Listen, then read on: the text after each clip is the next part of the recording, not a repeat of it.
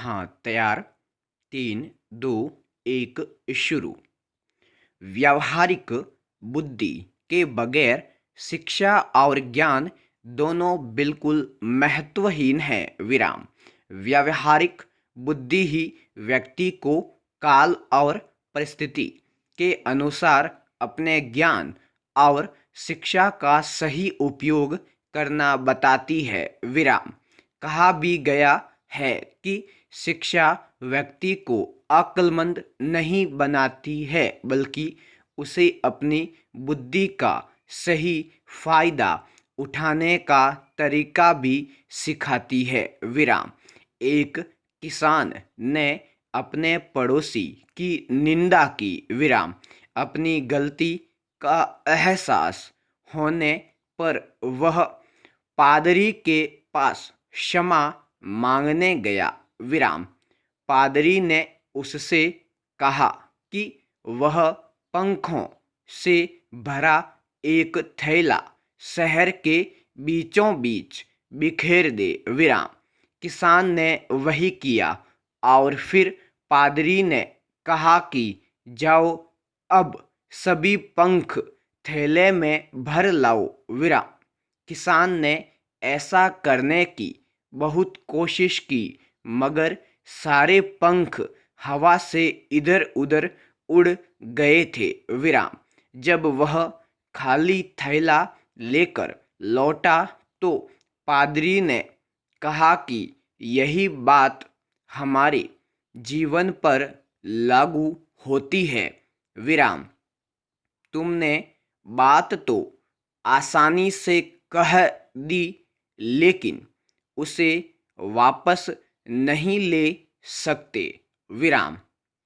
इसलिए शब्दों के चुनाव में ज़्यादा सावधानी बरतनी चाहिए। विराम पैरा। शुद्धता और पवित्रता को नष्ट करना अर्थात जल को बदबूदार एवं गंदा करना। विराम। प्रदूषण वायु, जल, मृदा, जीवजात आदि की भौतिक, रासायनिक और जैविक विशेषताओं में अवांछित परिवर्तन जो संसाधनों के कच्चे माल का निम्नीकरण करता है। विराम। यह पर्यावरण के एक या अधिक घटकों में प्रत्यक्ष या परोक्ष परिवर्तन कर जीवित जीवों, विशेषकर मानव जाति पर प्रतिकूल प्रभाव डाल सकता है। विराम। कुछ प्रदूषक जैसे गंध तथा शोर मनोवैज्ञानिक प्रभाव उत्पन्न करते हैं। विराम। कभी कभी यह मानव स्वास्थ्य के लिए खतरा बन सकता है। विराम। प्रदूषण के कारण ही आज मिलावटी सब्जियां तथा फलों को बाजारों में बेचा जा रहा है। विराम।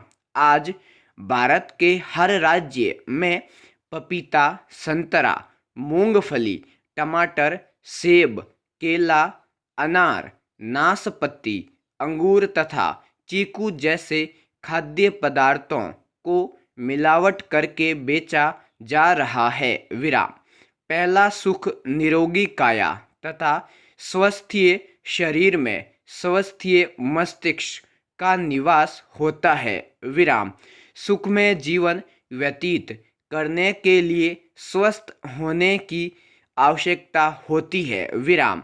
स्वस्थ होने पर हम शारीरिक, मानसिक तथा सामाजिक रूप से अपनी क्षमताओं का अधिकाधिक उपयोग कर सकते हैं। विराम।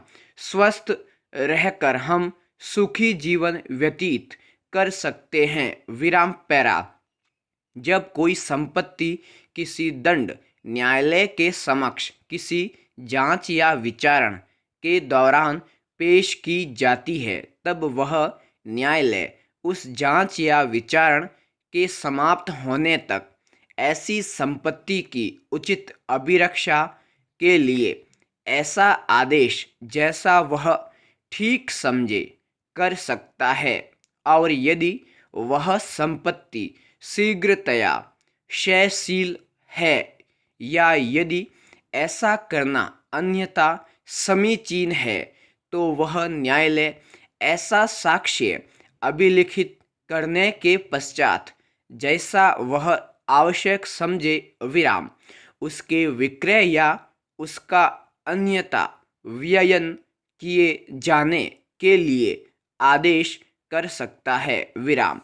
इस धारा के अधीन न्यायालय को यह शक्ति प्रदान की गई है कि वह किसी आपराधिक मामले की जांच या विचारण लंबित रहने के दौरान उस मामले से संबंधित संपत्ति की अभिरक्षा के आदेश पारित कर सकता है विराम। न्यायालय इसी प्रकार की शक्ति का प्रयोग करता है पूर्ण विराम।